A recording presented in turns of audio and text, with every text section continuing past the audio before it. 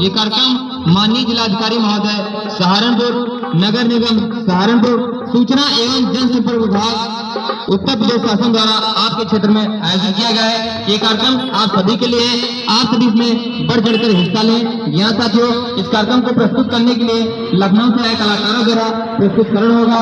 आप सभी लोग जल्दी से जल्दी हमारे कार्यक्रम स्थल पर आएं और नाटक के माध्यम से हस्तों प्राप्त करें स्वच्छता विषय पर जानकारी।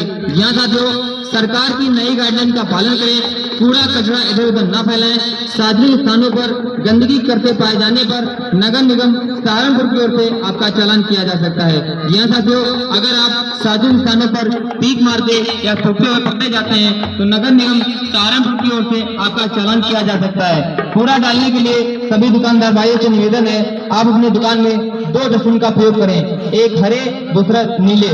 यहाँ साथियों नीले डस्टबिन में सूखा कचरा यानी कि प्लास्टिक से बनी हुई वस्तुएं, टूटा हुआ चश्मा, टूटे खिलौने, टूटी हुई चूड़ी या टूटे हुए स्टील के डिब्बे इत्यादि सूखे कचरे में आते हैं। गीले कचरे में सब्जी के छिलके, फल के छिलके, अंडे के छिलके इत्यादि सभी गीले कचरे में आते हैं। यहाँ साथियों सूखा कचरा नीले डस्टबिन में और गीला कचरा हरे डस्टबिन में है। सरकार की इस मुहिम में गंदगी के आजादी के अमृत महोत्सव में आप गंदगी से आजादी की शपथ लें और सरकार की इस मुहिम में कंधे से कंधा मिलाकर प्रशासन का सहयोग करें। अगर आपके मोहल्ले में सफाई से रिलेटेड कोई भी समस्या है या मोहल्ले में सफाई कर्मचारी नहीं आते हैं तो आप 1533 यानी कि 1533 पर कॉल करके आप अपनी समस्या का समाधान पा सकते हैं। अधिक जानकारी के लिए आप अपने फोन के प्ले स्टोर में जाकर स्वच्छता ऐप डाउनलोड कर सकते हैं। इसके माध्यम से सरकार द्वारा चलाई जा रही गतिविधियां सहारनपुर में जो भी चल रही है उनके विषय में आपको जानकारी मिलेगी। यहाँ साथियों सार्वजनिक स्थानों पर गंदगी न फैलाएं, कूड़ा कूड़ेदान में डालें, कूड़ा केवल कूड़े उठाने वाले। तब उन्होंने कहा कि भैया ये जो गीला कूड़ा तुम्हारे घर में सब्जियों के छिकले निकलते होंगे, अंडे के छिकले निकलते होंगे, फलों के छिकले निकलते होंगे। इनके बताओ ये आलू छीलती होंगी। अरे तुम आलू छीलती हो? लौकी छीलती हो? भिंडी छीलती हो? अरे भिंडी कहाँ छीली जाती? भिंडी नहीं। अरे हमको नहीं पता यार, हम खाना आना थोड़ी ना बनाते हैं यार, तुम भी बात करते हो। तो भैया बात खाली इतनी सी है जैसे सब्जी के छिकले हो गए, अंडे के छिकले हो गए, फलों के छिकले हो गए, अगर घर में गैया भैंसी पली है तो उसका गोबर हो गया, इसको आप रखो गीले कचरे में। अब हमने कहा साहब गीले कचरे से फायदा क्या मिलेगा? तब वो बताने लगे कि भैया इसकी बना दी जाएगी खाद। हाँ अच्छा। और ये खाद किसके काम आएगी? हमारे तुम्हारे काम आएगी, किसान भाइयों के ही तो काम आएगी, है ना?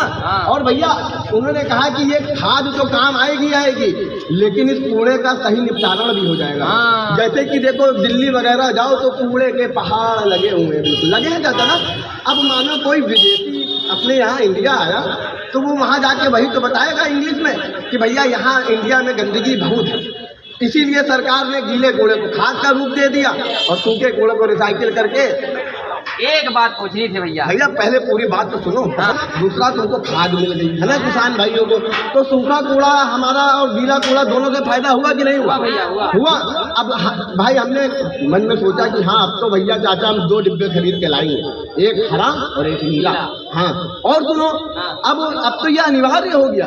अगर मानो ऐसा कोई करते हुए पकड़ा जा रहा है कि गीला कूड़ा सूखा कूड़ा एक ही डिब्बे में भर दिया, अब कर्मचारी भैया लोग आते हैं वो तुमसे कूड़ा लेंगे तो यही देख लेंगे, अगर गीला कूड़ा सूखा कूड़ा एक ही में हुआ तो वो चुप्पे से तुम्हारे नाम की कंप्लेंट कर देंगे और तुम्हारे नाम पर चालान कर दिया जाएगा।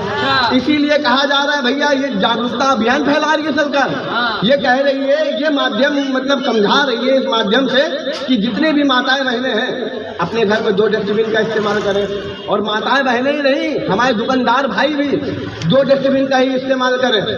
और भैया एक चीज और बता रहे थे। क्या बता रहे थे भैया? वो ये बता रहे थे कि सहारनपुर में प्लास्टिक पन्नियां पॉलीथीन ये सब चीजें बिल्कुल बैन कर दी गई।